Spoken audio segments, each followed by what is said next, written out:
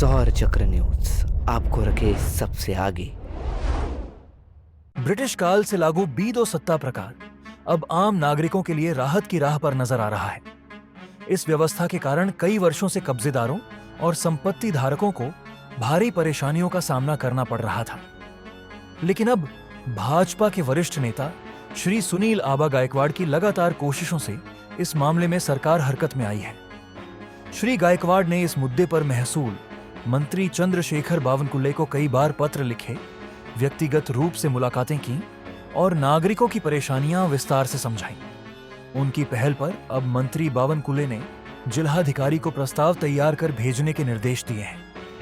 अब देखना होगा कि प्रशासन कितनी जल्दी कदम उठाता है और इस लंबे समय से चली आ रही समस्या का समाधान कब होता है।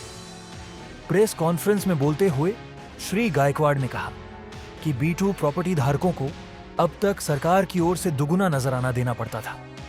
लोन प्राप्त करने में मुश्किलें आती थीं और प्रॉपर्टी की खरीद फरोख्त भी बेहद कठिन थी। लेकिन अब उम्मीद है कि जल्द ही बीदो धारकों को इन अड़चनों से पूरी तरह राहत मिलेगी। यह कदम हजारों नागरिकों के लिए बड़ी राहत की खबर है। देखना होगा कि जिलाधिकारी का प्रस्ताव कब तक तैयार होता है और सरकार इसे लागू करने के लिए कौन से ठोस कदम उठाती है। शहरात विशेषतः कॅम्पामध्ये ब सत्ता प्रकाराच्या ज्या मालमत्ता आहेत म्हणजे मालमत्ता धारक आहेत त्यांच्यासाठी एक आनंदाची बातमी आहे की महाराष्ट्राचे लोकप्रिय असे महसूल मंत्री विशेषतः आपल्या सगळ्यांना या ठिकाणी सांगायला आनंद होईल की ज्या भाऊसाहेब हिरेंनी कर्मवीर भाऊसाहेब हिरेंनी एकेकाळी कसेल त्याची जमीन राहील त्याचं घर असा कुळ कायदा करून अनेकांना या ठिकाणी सन्मानाने जगण्याची संधी या महाराष्ट्रात दिली। त्यानंतर या महाराष्ट्राला असा महसूल मंत्री आपल्याला मिळाला आदरणीय बावनकुळे साहेब यांनी अनेक या शेतजमिनीच्या बाबतीतल्या शेतकऱ्यांच्या बाबतीतल्या अनेक विषयांना या ठिकाणी हात घातला आणि अनेक निर्णय घेऊन त्या ठिकाणी दिलासा देण्याचं काम या ठिकाणी केलं। याच अनुषंगाने आमचाही जवळपास 20 वर्षापासूनचा जो मालेगाव कॅम्पातील ब सत्ता प्रकाराचा जो लढा होता त्या लढ्याबाबतीतही आम्ही त्यांना सगळे कागदपत्र सादर केली।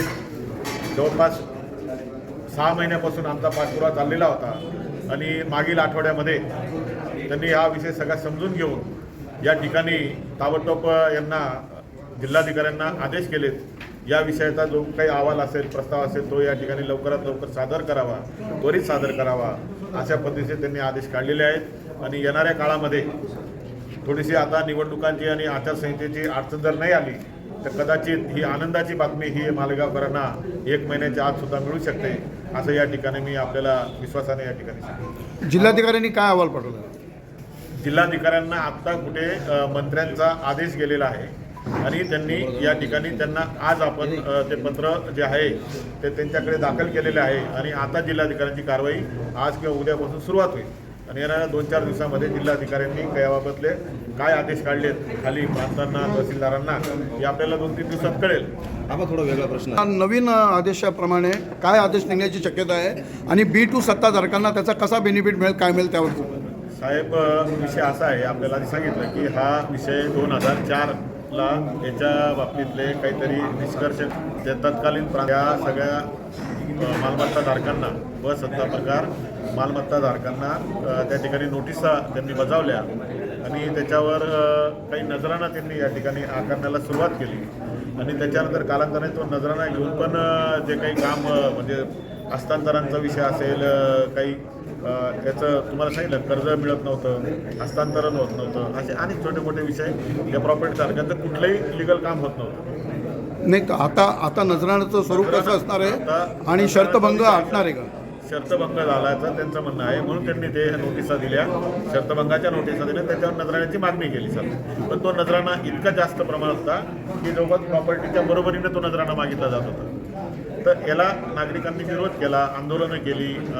अनेक वेळा आम्ही याच ठिकाणी आमच्या भारतीय जनता पार्टीच्या माध्यमातून माजी महसूल मंत्री एकनाथराव खडसे असतील, त्याच्यानंतर चंद्रकांत दादा पाटील असतील, यांच्यापर्यंत आम्ही लढलो आणि आता बावनकुळे साहेबांच्या काळामध्ये या बावनकुळे साहेबांनीच आता आम्हाला 2 दिवसापूर्वी या संदर्भात हा विषय मी कायमचा निपटारा करतो आणि त्यांच्यावर विश्वास एवढ्यासाठी आपण ठेवू शकतो बावनकुळे साहेबांवर. त्यांचा मागील काळातले त्यांचे जर निर्णय आपण बघितले महसूल विभागाशी संबंधित की आस्था गायन आपल्याला निश्चितपणे सगळ्यांना मी परत सांगतो की कायम स्मरणात राहते.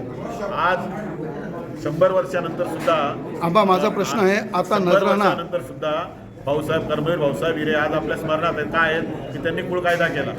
त्याच पद्धतीने जे कामकाज चाललेलं आहे आदरणीय बावनकुळे साहेबांचं हे निश्चित चिरकाल स्मरणात राहतील असं त्यांचं महसूलमध्ये काम चाललं आहे आणि त्याच्यात आपला पण हा विषय होणार आहे. आता नजराणा आणि शर्तभंग संदर्भात कसं राहील?